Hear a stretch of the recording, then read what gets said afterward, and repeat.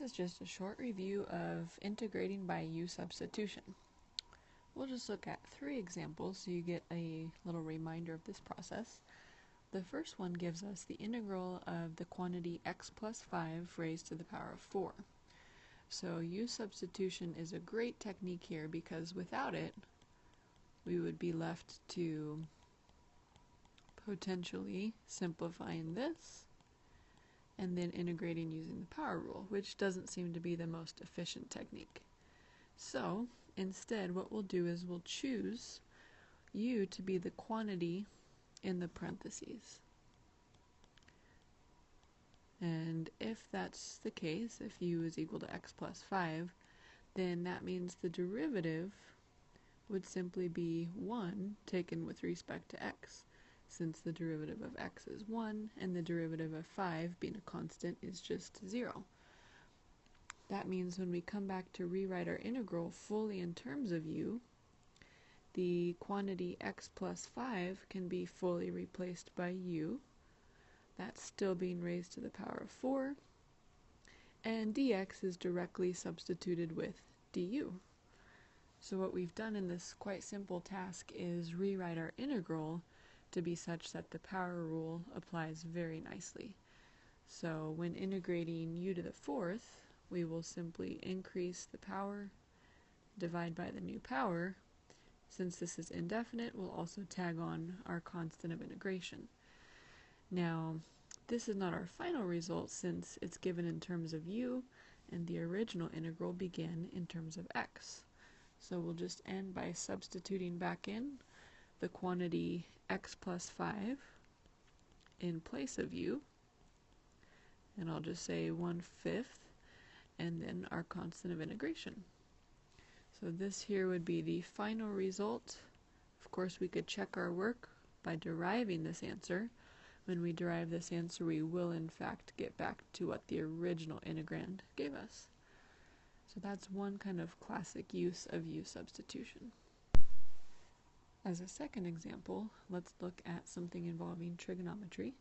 So this time we're integrating 3x squared times cosine of x cubed. So in determining our choice of u, we want to be thinking about what term would become simpler when derived, and particularly what term would look like another piece of the integrand when derived. So in this case, we can see that if we let u be x cubed, then deriving x cubed would give us 3x squared when taken with respect to x, and that begins to feel like another piece of the integrand, which is good. So in the case of integrating a trig function, often the U-substitution will involve the argument of the trig function. In our next example, though, we'll see it could be the trig function itself. So rewriting this integral, we can see we still have cosine, but instead of cosine of x cubed, we have cosine of u, and 3x squared dx is fully replaced by du. So now at this point, we're just integrating cosine, which would give us back just our sine function. So we'd get back sine of u plus c. As in the previous example, our last step will be to replace u with its equivalent expression, which from the beginning was simply x cubed. So we get back sine of x cubed plus c. And again, if you check by deriving this final result, you will find that the derivative is back to what we started with in the original integrand, which is good. So let's just do one more example, another trig case, but it will feel different. So in this example, you'll notice we have 2 trig functions, and one of them is within the radical. So similar to our first example where we wanted u to be the quantity being raised to a power, that's kind of what's going on here.